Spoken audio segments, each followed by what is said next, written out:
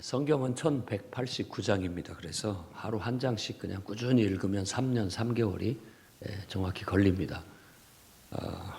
풍요로운 교회는 매일 성경을 한 장, 무조건 정한 성경을 모든 교인들이 같이 읽고 그 말씀을 같이 묵상하고 나누고 삶에 적용하고 실천하며 살아가는 그런 삶의 스타일을 갖고 있습니다. 여러분들이 그게 잘 익숙해지면 좋습니다.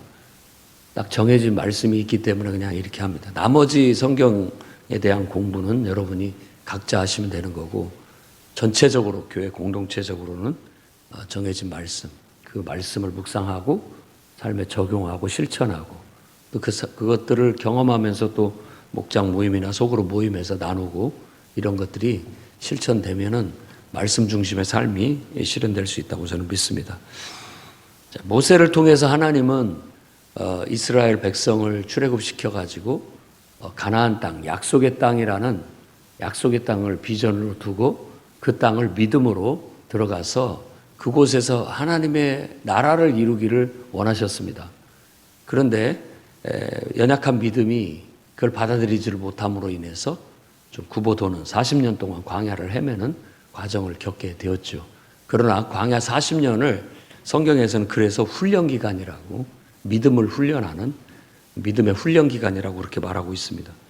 그래서 그 훈련을 잘 받은 거듭난 다음 세대들이 꼭 거듭나야 돼요. 원래 인간적인 생각으로는 하나님 나라가 이루어질 수가 없습니다. 믿음으로 확 거듭나야만 이루어질 수 있는, 이룰 수 있는 가능성이 생깁니다. 그래서 가나안 땅을 이제 정복해 가는 사명은 모세에 이어서 여호수아가 받게 되고, 여호수아는 가나안 땅을 점령하는 사명을 갖게 됩니다. 이 가나안 땅을 점령하는 것을 성경에서는 뭐라고 표현하냐면 하나님께 바쳐졌다라고 표현합니다. 여기 자체가 우리에게 주는 영적인 의미는 헌신이에요. 헌신. 내가 예수님을 믿기로 믿음을 선택하고 하나님을 믿게 되면 그 다음에 우리에게 있어야 할 작업은 뭐냐면 내 삶의 전 영역이 하나님께 헌신돼야 되는 과정을 겪어야 되는 거예요. 이게 영적 싸움입니다. 이건 그냥 빈 공간이 없어요. 다시 얘기한다면 하나님이 통치하시느냐 내가 통치하느냐, 또 다시 얘기한다면 하나님이 통치하시느냐 악한 영 사탄이 통치하느냐, 그 차이예요. 그러니까 밀고 밀리는 줄다리기 같은 거지 이거 자체가 뭐 중간지대가 없습니다. 그래서 하나님의 자녀가 되든 마귀의 자녀가 되든 둘 중에 하나인 거지, 이게 밀고 밀리는 싸움이에요. 근데 완전히 내 자신이 하나님께 헌신되어져 버리면 더 이상 이 줄다리기가 필요가 없잖아요. 이겨버렸으니까 밀어내버렸고. 그래서 오늘 1절 말씀에서 원수들로부터 이스라엘을 쉬게 하신다. 다른 번역에는 안식을 얻게 됐다. 다 완전히 하나님께 바쳐져 버리면 그게 안식을 얻게 되는 거예요. 쉼을 얻게 되는 거예요. 그게 쉬운 믿음입니다. 그러니까 내가 헌신되지 못하면 힘들고 어려운 거고요. 내가 하나님 앞에 완전히 바쳐졌다라고 완전히 바쳐지게 되면 그때부터 쉬워지는 겁니다. 바쳐지지 못하면 무거운 짐을 지고 가는 것 같고, 내가 온전히 하나님께 바쳐지면 가벼운 마음으로 날아오르고 쉽게 하나님 뜻대로 살아갈 수가 있게 된다라는 겁니다. 그래서 일단은 하나님께 바쳐지는 게 중요하고, 그 다음에 바쳐졌다고 할지라도 또 한 가지, 이제 그 바쳐진 영역을 하나님이 통치하고 다스릴 수 있도록 하나님의 통치와 다스림이 실현돼야 되는 거예요. 그럼 우리는 눈에 보이는 하나님하고 하나님이 어떻게 우리를 통치하고 다스리느냐, 그거에 대한 성경의 사유 그리고 그걸 통한 실현에 대한 이야기들이 쭉 나타나 있습니다. 그러니까 우리가 이렇게 성경을 읽고 묵상을 하다 보면 눈에 보이지 않는 하나님께서, 온 우주의 영이신 하나님께서 어떻게 인간의 삶 속에 하나님의 통치를 이루시느냐. 그래서 그것을 설명하는 용어가 임재. 하나님의 임재. 인간은 영적이기 때문에 하나님의 임재를 부를 수 있고 느낄 수 있고 경험할 수가 있습니다. 그래서 하나님의 임재가 없다면 인간은 아마 죽고 말 거예요. 왜냐하면 온 하나님의 피조물은 다 하나님의 임재 안에 있어요.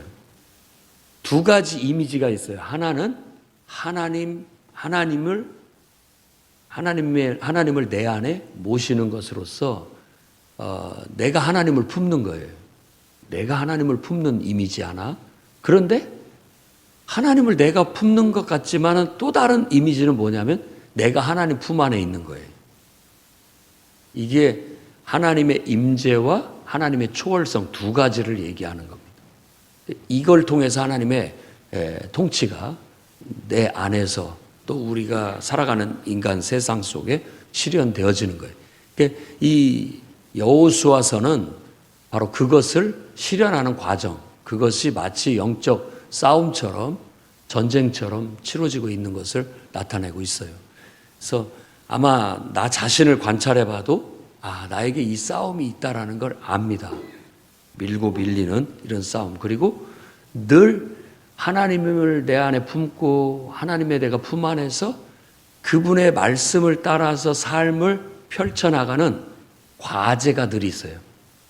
그건 과제 같아요. 과업, 미션이죠. 내게 주신 하나님의 내가 살아내야 할, 내가 실현해내야 할, 실천해내야 될 과업 같은 그런 것이 이루어집니다. 그래서 여러분 늘 기도할 때 여러분 하나님의 임재를 품고 살아가시고 또 한면으로는 하나님의 임재의 품 안에서 여러분들의 삶이 펼쳐지는 삶의 실천이 이루어져야 돼요. 그래서 오늘 우리가 읽은 23장 말씀과 내일 읽게 될 24장 말씀은 그런 모든 것들이 어느 정도 완성이 된 상태에서 이제 여호수아는 죽어서 사라지게 되고 남은 과제를 이제 이 후손들에게 이스라엘 백성들에게 훈계하는 내용으로 갑니다. 그래서 오늘 여호수아는 모든 이스라엘 회중을 다 소집했어요.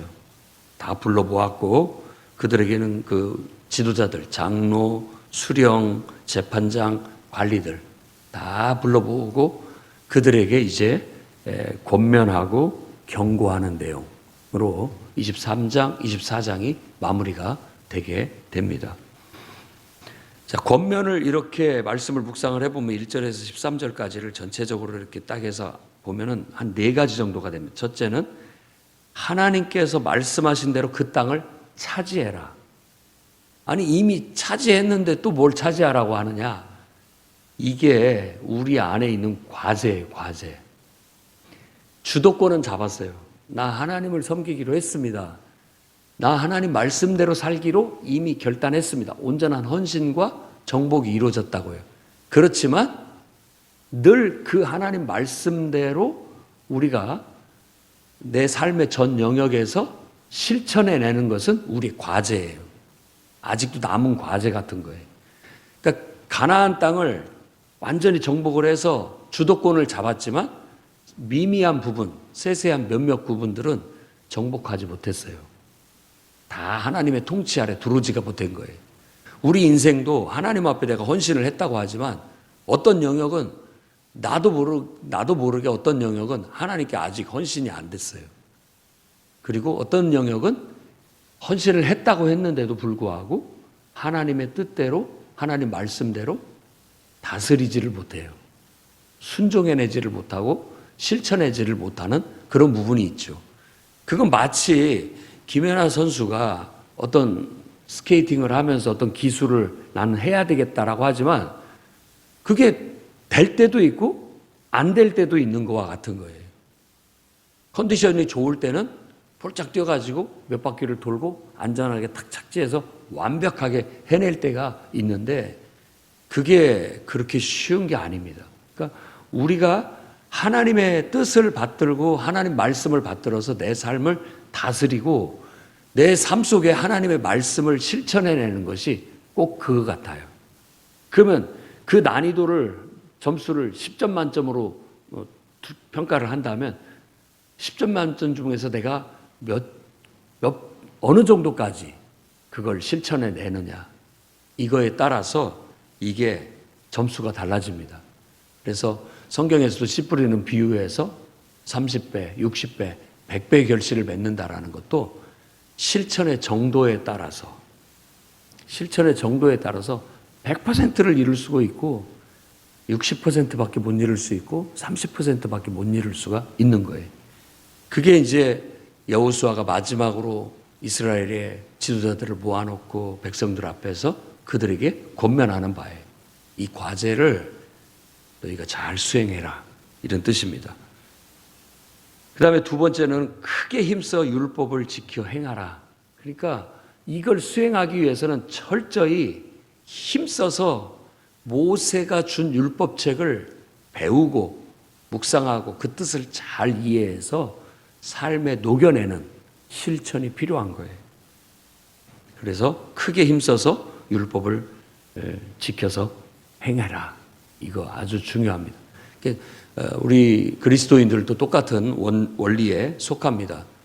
우리가 정말 그리스도로 말미암아 순종하는 삶을 살아가기 위해서는 기록된 성경 말씀을 늘 가까이 두고 매일같이 하루도 빠짐없이 그 말씀을 소리내어 읽고 묵상하고 그 말씀을 내 마음속에 새기고 음미하고 그것이 내 삶 속에 녹아나서 실천으로 이루어져야 돼요.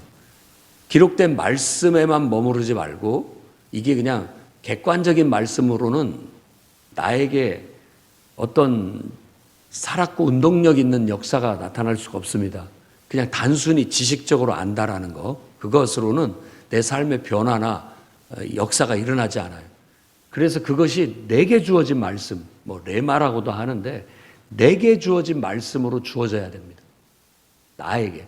그래서 내면에 하나님의 영적인 임재 속에서 하나님이 나에게 이렇게 바라시는 것처럼, 말씀하시는 것처럼 들려오는 내면의 울림, 소리를 들을 수 있어야 돼요. 그게 영적 하나님의 음성인 거예요. 성경에서 말하는 선지자들은 그것을 하는 사람들이에요. 그래서 그걸 통해서 그 면에 있어서는 어떤 면에서 각성된 사람들이기 때문에 하나님의 음성과 하나님의 뜻을 읽어내고 특정한 메시지를 반복적으로 외치는 거예요. 그래서 사람들을 일깨우는 사역을 한 거죠. 꼭 설교 말씀 같은 그런 것들을 설파하고 다니는 거예요. 근데 이제는 우리가 다 그 모세가 기도했던 것처럼 난 다 너희들이 나와 같은 선지자 되기를 바란다. 나 정도 영적 수준에 다 이르기를 원한다. 이런 얘기와 같은 거예요. 그래서 예수 그리스도를 믿는 이 시대에는 모든 사람들이 예수 그리스도의 공로로 말미암아 성령을 선물로 받아서 성령의 권능이 임하게 되면 지혜의 영, 계시의 영이 임해서 다 그게 가능해집니다. 그러니까 진짜로 하나님을 믿고 성령 충만한 그런 신앙에 나아가시기를 바랍니다. 그러면은 우리가 기록된 성경 말씀을 이렇게 읽다 보면 그 말씀 속에서 하나님이 그 말씀을 재료로 한 반향처럼 내게 주시는 음성이 있는 거예요. 재현아, 나는 네가 이렇게 하기를 바란다. 재현아, 너는 이렇게 해라. 라는 그런 마음의 울림을 주시고 감동을 주시는 거예요. 그럼 우리는 그걸 그대로 지켜서 즉각 실천하는 삶을 살아갈 때 내 인생에 열매가 있는 거예요. 그러니까 난 뭐하고 살았지가 아니라 하나님께서 나에게 하라고 한 것을 나는 했다. 이게 삶의 열매가 되는 거예요. 인간이 맺어내야 할 열매인 거예요. 근데 그게 없으면 열매가 없는 것과 같아요. 그냥 내 욕심을 따라서 내 하고 싶은 대로 그냥 하고 살면 이상하게 공허하고 한 것이 없다라고 생각되는 그런 게 있습니다.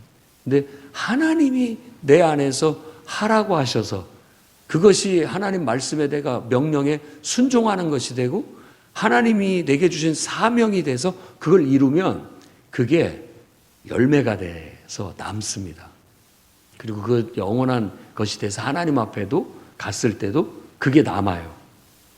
그게 우리의 삶의 보람이고 내가 존재하는 이유고 내가 이 땅에서 살아가는 내 어떻게 보면 인생의 결과물이고 그걸로 인해서 우리가 따진다면 인생의 성공과 실패를 논할 수 있게 되는 겁니다. 그렇게 해서 첫 번째, 두 번째 말에는 그걸 잘 실현하기 위해서의 권면이라고 한다면 세 번째는 너희 중에 남아있는 민족들 중에 들어가지 마라. 그들의 신들을 섬기지 마라. 이렇게 얘기합니다. 그러니까 아직도 우리에게는 위험이 남아있어요. 위험이. 아직도 나는 하나님의 자리에 약속의 땅이라고 하는 것은 우리 마음속에 있는 하나님이 임재하셔야 할 공간이라고 생각할 수도 있습니다. 그게 약속의 땅이에요. 그곳에는 반드시 하나님이 계셔야 되고 하나님이 통치하셔야 될 그 자리예요. 그게 약속의 땅이에요. 그런데 거기에 다른 신이 들어와 버려요. 하나님 자리에 다른 것이 침투해서 들어와 버리게 되는 것을 경계하고 있고 염려하고 있는 거예요. 우리도 똑같습니다. 내가 하나님 앞에 바쳐졌잖아요.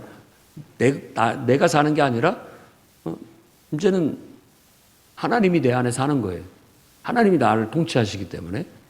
그래서 나는 살아도 주를 위해, 죽어도 주를 위해. 나는 주님의 것이다 라고 말을 했는데 어느 순간 나도 모르게 내 것으로 또 생각을 해요.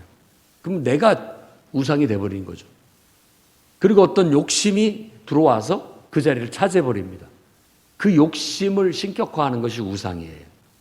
그러니까 이 구약성경에 나타나 있는 우상신들에 대한 기본 개념은 바로 인간의 욕망이 만들어낸 신이 우상이에요. 그걸 뭐 어떤 형체로 만들었든 뭘로 만들었든 그건 그냥 내 욕망이에요. 그냥 욕망. 그러니까 요술램프 진이 재밌는 동화고 꿈 같은 동화처럼 말하지만 그게 우상입니다. 그게 우상이에요.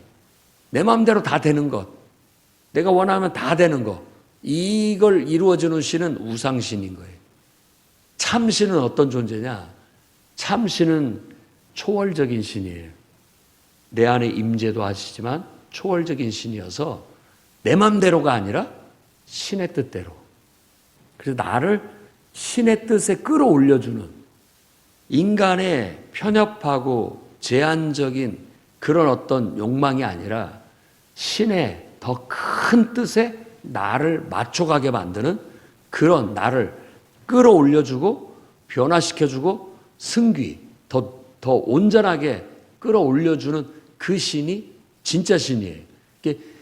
성경에서 말하는 여호와는 바로 그런 신 개념을 가진 그런 분입니다. 그리고 여호와라고 이름이 표기를 하게 됐을 때는 누구의 신도 아닌 객관적인 신도 아닌 나의 하나님이다라는 개념이 반영이 된 거예요.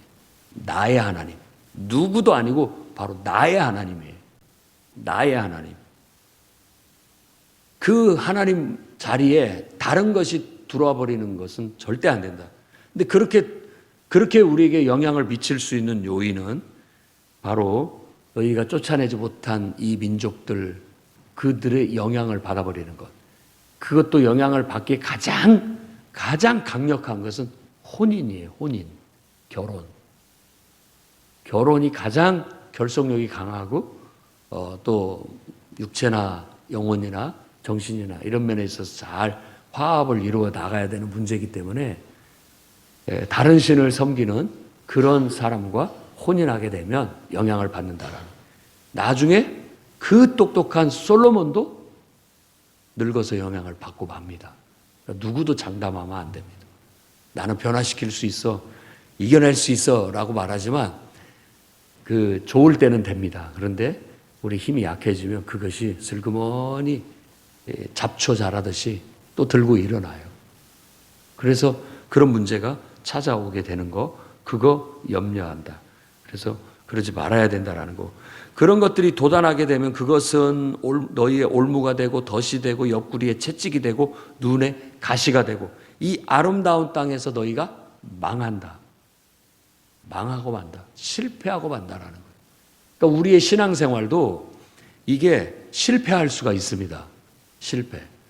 결국은 하나님께 내가 헌신되어졌느냐, 그리고 하나님의 말씀대로 내가 실천되고 있는가, 이것을 구현해내지 못하게 되면 실패로 돌아가는 거예요. 실패로 돌아가는 겁니다.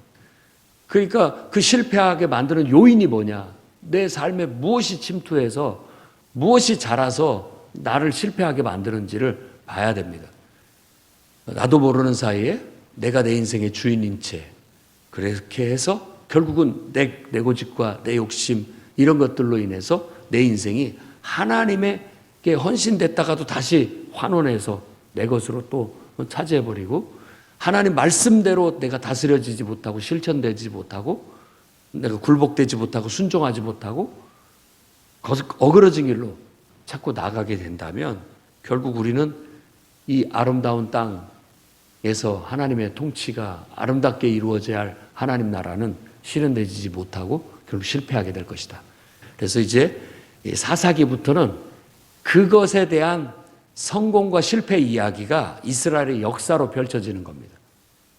사사기부터 시작해서 역대상하까지 쭉 보면은 결국은 이스라엘이 그걸 실현하려고 이 말씀대로 하려고 해서 잘할 때도 있지만 또 실패해가지고 망할 때도 있고 결국은 끝끝내 가가지고 이스라엘은 망해버리고 끝납니다.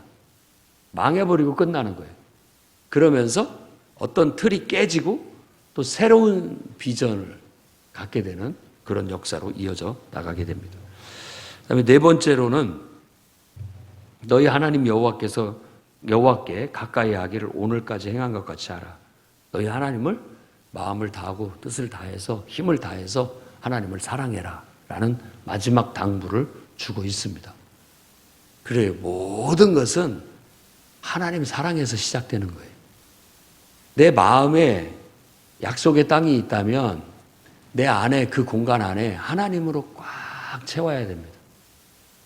그래서 그분으로 꽉 차고 그분 안에 내가 안기고 이게 되면 이건 온전하게 될 것이고 이게 안 되면 그 안 되는 만큼이 결여가 생기는 거예요. 그게 영적 삶의 원리입니다. 그래서 우리는 저도 그렇고 여러분들도 그렇고 완벽할 수는 없지만 그 온전함을 향해서 늘 수행하고 달려가는 그런 신앙생활을 해나가는 거예요. 그런 과정에서 지금의 이 새벽 기도는 우리에게 좋은 하나의 도구가 될 수 있는 것이죠.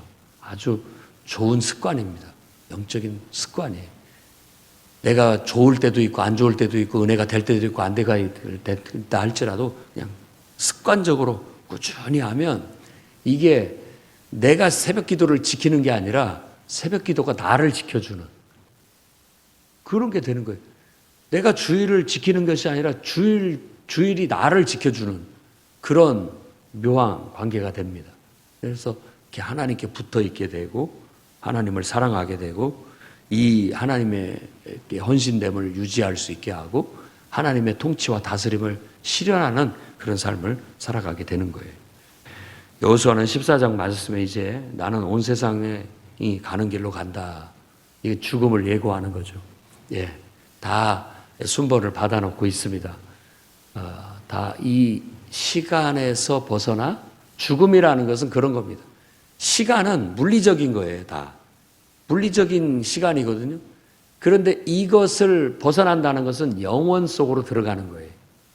그러니까 시간을 살지만 그 우리에게 허락된 시간이 다 됐을 때는 영원 속에 들어가는 거예요.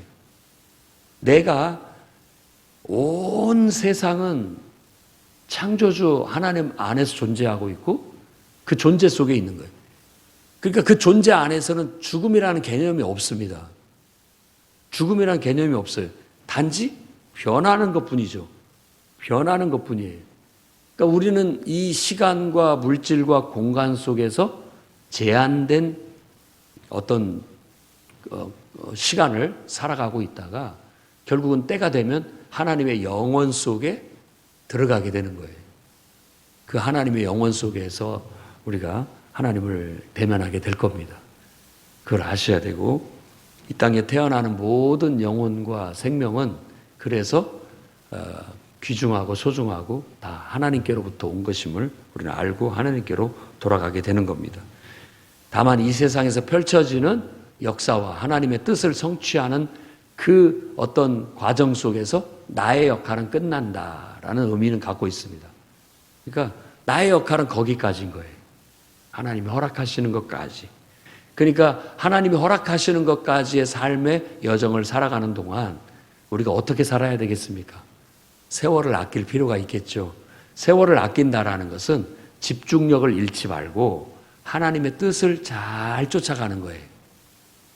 안 그러고 자꾸 곁눈질을 하고 다른 데 신경 쓰다 보면 정말 내가 정작 해야 할 일은 뒷전에 두고 그 일은 못하고 많은 결과를 가져올 수 있기 때문에 집중력을 발휘해야 됩니다. 기도는 집중력이에요. 하나님의 뜻대로 살아가는 것도 집중력에 달려 있습니다. 집중력이 좋으면 하나님의 뜻을 잘 실현해내게 되고, 집중력이 흐트러지면은 다른 것에 자꾸 신경을 쓰고 흐트러지면은 제대로 연출해내지를 못하게 돼요. 그럼으로써 우리의 인생이 생활의 염려와 재리로 인해서 말씀이 막혀갖고 기운이 막혀가지고 제대로 발휘해내지 못하는, 하나님의 뜻을 이뤄내지 못하는 거예요. 우리는 좀 약간의 착각을 하고 있습니다. 하나님께 바쳐졌다고 하고 하나님 뜻대로 산다고 하면서 정작 우리가 하나님 앞에 와서 하는 행위는 뭐냐면 하나님 내 뜻을 이루어달라고 기도해요. 내가 원하는 거 다 하게 해달라고 막 부르짖고 있단 말이에요. 좀 더 깊은 기도에 들어가면 하나님 내 뜻대로 하지 마시고 당신 뜻대로 하십시오. 당신의 뜻이 이것이라면 내가 그 뜻을 쫓아가겠습니다. 로 바뀌게 되는 거예요. 그러니까 집중력은 그 단계를 유지하는 거예요. 그 단계를.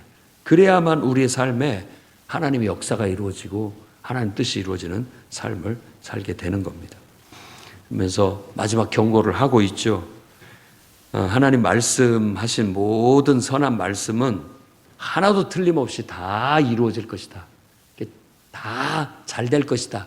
하지만 선한 말씀이 이렇게 임하여 이루어진 것처럼 불길한 말씀도